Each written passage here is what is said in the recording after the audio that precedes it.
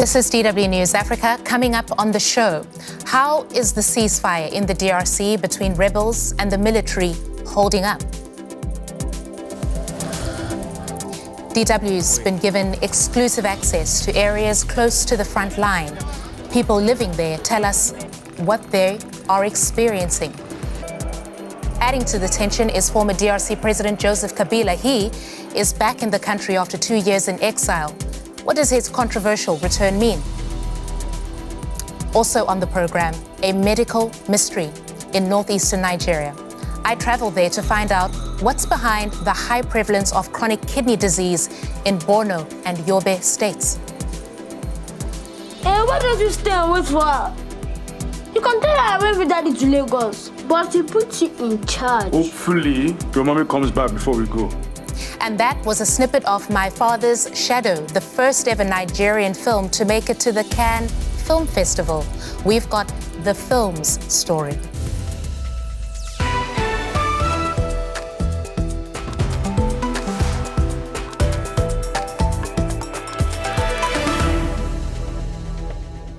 Hello, I'm Christine Wundo. It's good to have your company. The former president of the Democratic Republic of Congo, Joseph Kabila, has returned to the country after 2 years in self-imposed exile. But Kabila's homecoming is not being welcomed by everyone. The former president is accused of supporting the M23 rebels that have violently seized territory in the mineral-rich eastern part of the country. The human rights organization Amnesty International accuses those rebels of killing, torturing and forcibly displacing civilian detainees in the areas they now control. Those areas include the big cities Goma in North Kivu and Bukavu in South Kivu. Neighboring countries are also involved. Rwanda denies it, but it is accused of backing the M23 rebel group, while Uganda has been helping the Congolese army fight the rebels. DW's Jonas Gerding gained rare access embedding with the Congolese military. He reports from Lubero, close to the front line. Colonel Alain Kiwewa is in charge of DRC's Lubero territory. It's under attack. M23 rebels control some of it and took more villages a few weeks ago, he says. Since then, it's been a little calmer on the front line. But now the problem is an influx of displaced people. A truce remains vague and shaky. We've been asked to respect a ceasefire, so this is what we do. But this doesn't mean that it's a static situation. If we need to, we'll start fighting again. Lubero is important for both sides. It has rich farmland, valuable minerals, and is considered the gateway to important cities further north. We are close to the front line, just about 19 kilometers away. The rebel advance has been stopped for now. The DRC military tells us that this is thanks to their strength, but it's obvious to everyone you speak to that the presence of Ugandan troops has helped draw a red line for M23 rebels. Officially, the Ugandan troops are here to fight other rebel groups, but their presence helps the Congolese army to keep control of the region. With Ugandan troops on Congolese soil and Rwanda backing M23 rebels, the conflict is a regional one. Concerns on the ground are local, though. People here in Beni City depend on food from Lubero, including rebel-held areas. This pushes up prices for traders like Jackie Mwenge. It's like the Congo is now two countries. If you want to get goods out of the areas controlled by M23, you need to pay taxes. That's why prices are much higher now than before the war. The situation is so rocky, the entire province of North Kivu has been under martial law for 4 years. General Evariste Somo is the new governor here. He's working from a hotel in Beni after M23 rebels took over the provincial capital Goma in January. The last governor was killed on the front line. There are many challenges. It was a huge catastrophe when Goma finally fell into our enemy's hands. We are rebuilding the administration from scratch. But be assured, we'll get this done. Colette Mohoni's village has been taken over by M23. She fled here to Beni with 9 of her 11 children. Her husband stayed and was killed by the rebels, she tells us. Even before the M23 reached us, we saw looting, killings, gunfire, chaos, and the rape of women and girls. That's when we decided to leave. The DRC and Rwanda recently started US and Qatar-led peace talks, which include a minerals deal that should benefit all sides. The Congo has never closed its doors to anyone. If the international community supports us today in achieving this peace, that will finally allow businesses to resume. This is very much welcome.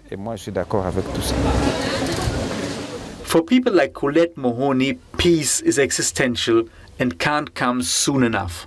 Weapons won't bring an end to this war. It needs dialogue. God wants peace between people.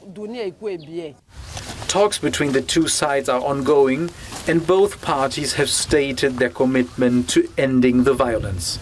But the true test will be here on the front line, where the guns remain very much at the ready. Now, the political fallout from the conflict in the east has escalated, with the Congolese government stripping former President Joseph Kabila of immunity. The government accuses Kabila of being linked to the M23 rebels.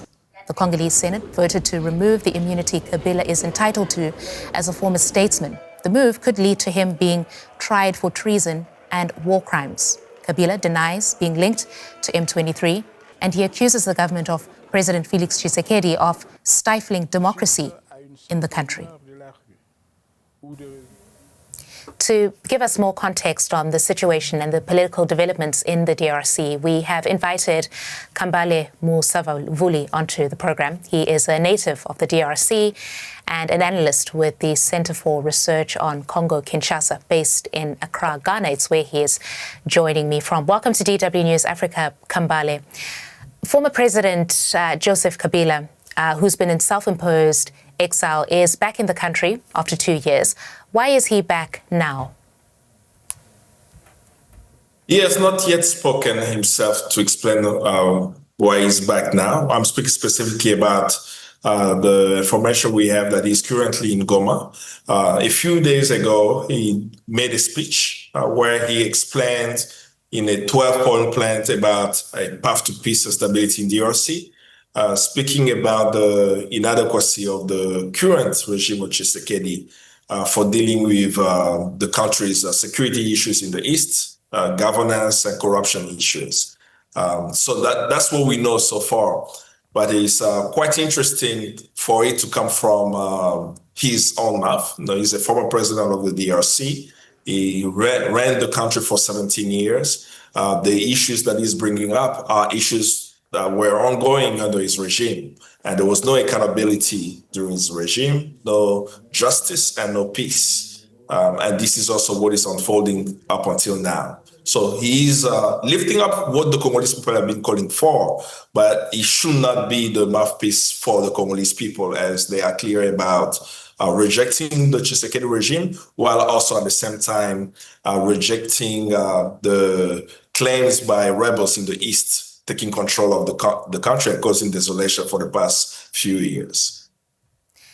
And what should we make of the fact that Mr. Kabila went to Goma city? This is the city that is that was violently seized by M23 rebels that he is accused of supporting.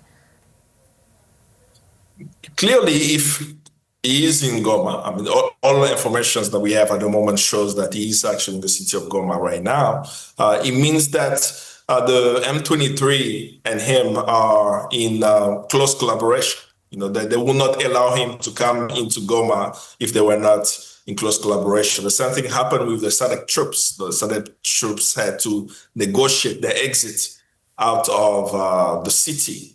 And that will beg the questions, what we should ask. Why is Kabila close to the M23 that they will allow him to actually move into this space. I mean, it's just to look at who is the political leader of the M23. He's a former electoral commissioner. The former electoral commissioner would declare Tshisekedi as the winner of the presidential election. He is the political head of the M23. So that's on one level. But this action actually reminds us a lot of what happened in the late 1990s. In the late 1990s, we had Laurent Kabila as the president of the Congo. Within a few months of him controlling the Congo, he had asked the Rwandan and Ugandan troops to leave, and within weeks, they reinvaded the Congo with a full military power.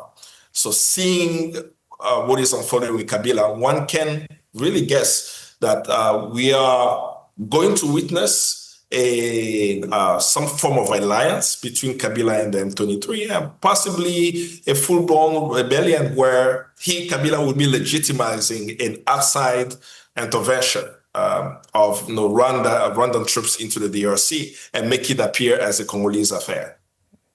Well, everything you're saying now just really flows into the next question I wanted to ask you, because it's been suggested that Kabila's coming back onto the scene could destabilize the country. Do you take that view? I get that from what you're saying. It's a tricky answer to give. The country is destabilized in the East. Now, what is unfolding?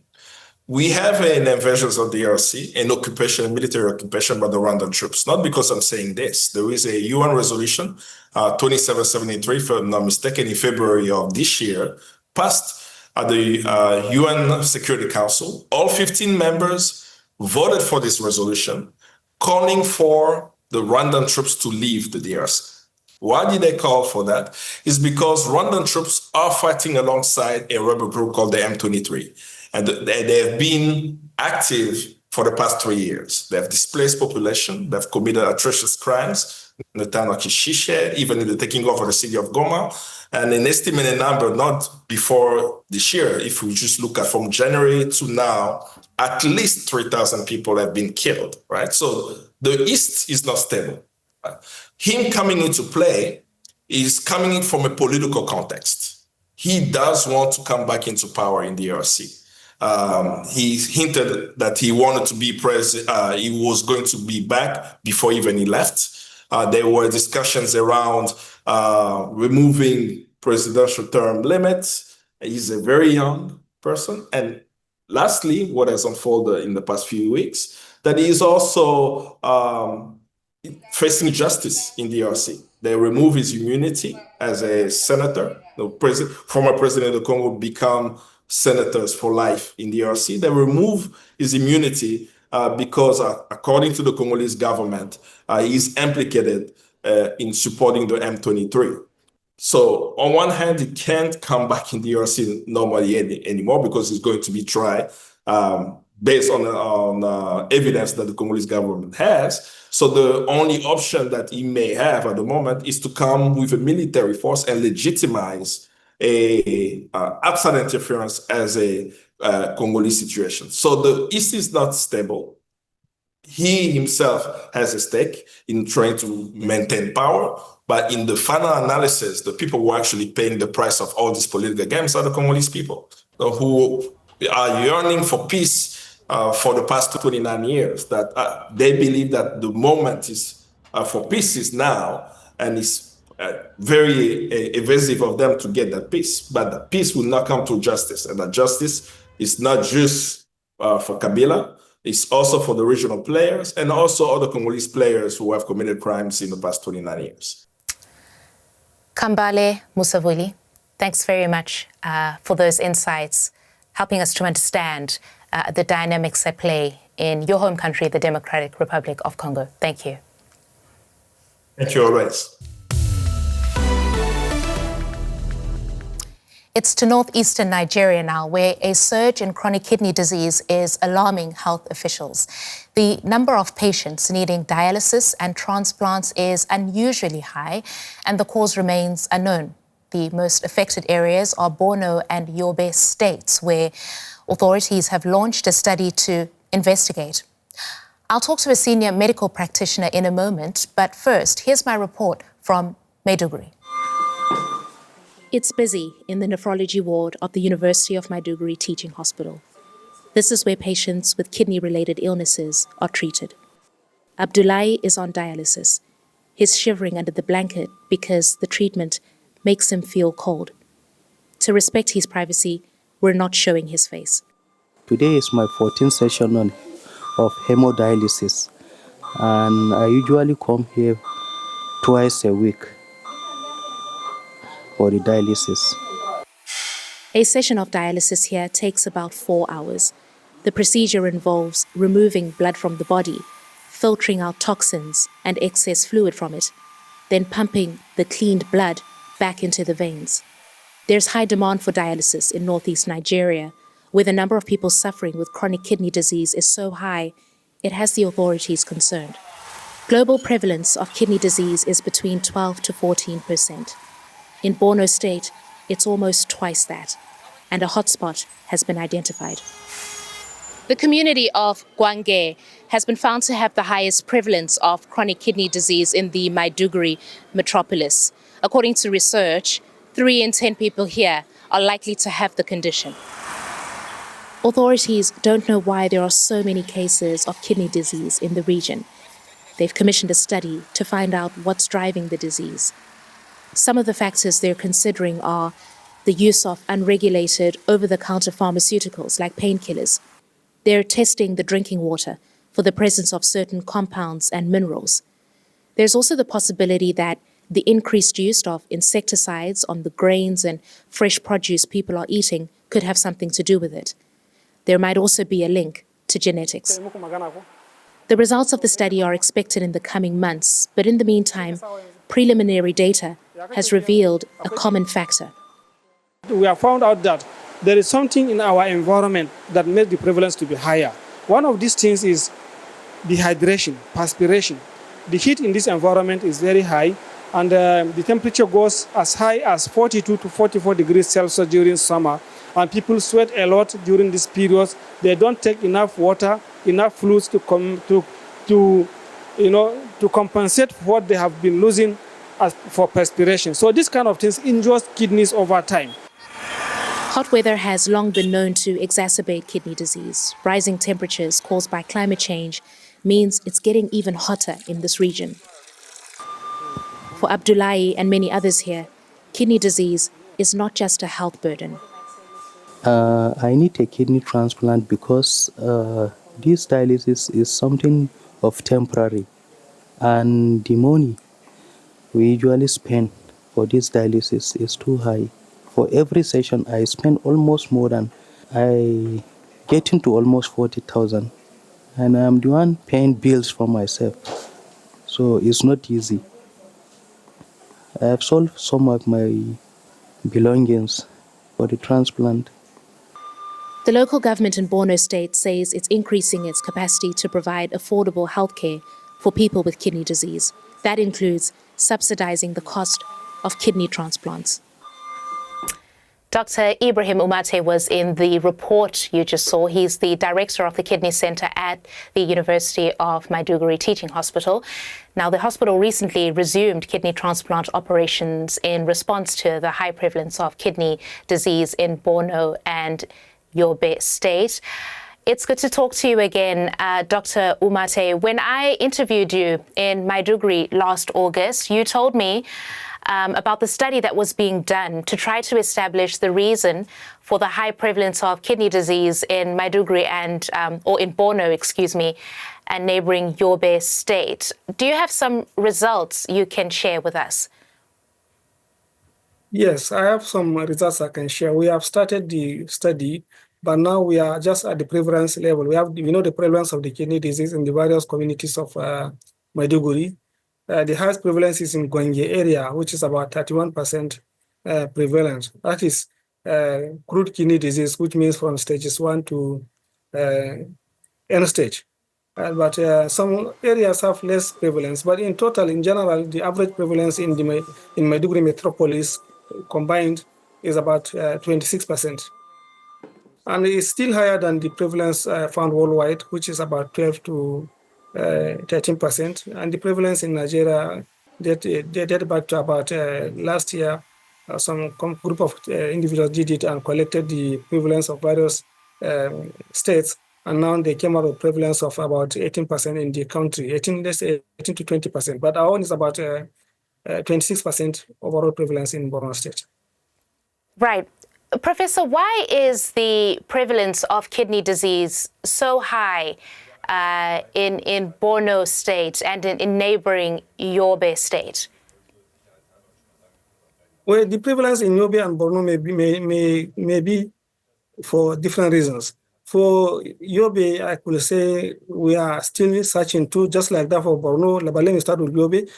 For Yobe, we are thinking is from the source of water in the state, more especially those around riverine areas. There is what you call River Yobe, and those people around these areas are the ones that have higher prevalence. So we think is the source of water there that has some heavy elements or trace elements in the waters that causes kidney disease. That of Borno, we have searched our waters. We have already conducted the studies on the waters. The waters is not implicated. The source of that is not the problem, but it has to do with the lifestyle of the individuals, because many of them take over-the-counter medications, taking a lot of pain relief over-the-counter without consulting health personnel or without consulting doctors. And then some of them take traditional herbs. And this thing adds to the burden of the kidney disease in our environment.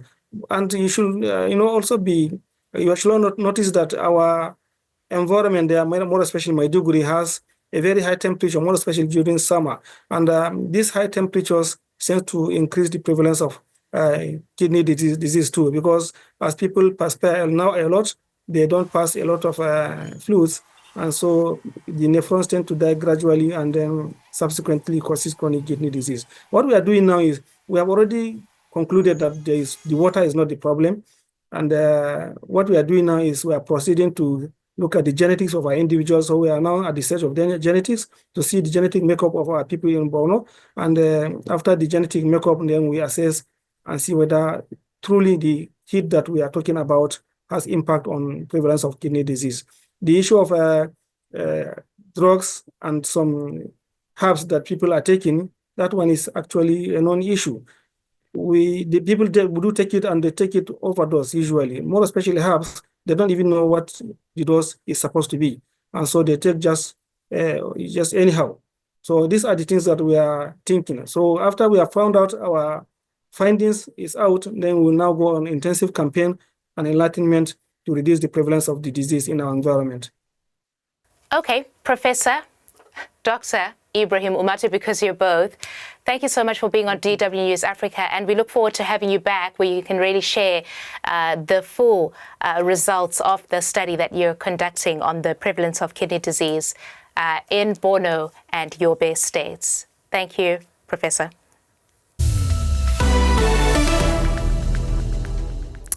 And now for a first. For the first time, a Nigerian film has been featured at the prestigious Cannes Film Festival and has earned a special jury mention. My Father's Shadow, set in 1990s Lagos, explores masculinity and family dynamics through the life of one family. It's a historic moment for Nigerian cinema. For the very first time, a Nigerian film made it to the prestigious Cannes Film Festival. The film, My Father's Shadow, shows a father and son relationship in a Nigerian society during the 1993 coup, a pivotal moment in Nigeria's recent history. Then we should wait for her. Why don't you stay and wait for her? You can tell her I went with Daddy to Lagos, but he puts you in charge. Hopefully, your mommy comes back before we go. But otherwise, we just have to leave a message for her. For the director, this isn't just a film. It's a personal story. The story, the genesis of a story, comes from my brother writing a short film in 2012, sending it to me and me having a massive emotional reaction to it. And then after the success of our short film Lizard, we knew we'd have the privilege of making a feature. Nigerian film industry Nollywood is the second largest film industry in the world. Often seen as cheap and cheerful, this movie is far from that. For me, practically it was paternal questions and Nigerian identity questions. Question of what it meant to be Nigerian and especially in that time with a lot of the backdrop of political turmoil in the country, questions about masculinity. From Lagos to Cannes, this could mark a new chapter in Nigerian cinema. Where did you get that from? None of your business. And don't beg me when I buy fan ice. Are you boys ready? Yes, Daddy. Well, we're at the end of our program, but today we will leave you with pictures of the legendary Kenyan writer and intellectual Ngugi wa Thiongo, who has died at the age of 87. A literary giant, Thiongo's work spanned 6 decades, documenting Kenya's journey from colonial rule to independence and modern-day Kenya. He rose to fame with novels like Decolonizing the Mind and Weep Not, Child, and others. He began writing in English, but later championed African languages, especially his own local language, Kikuyu, believing that liberation came through cultural expression.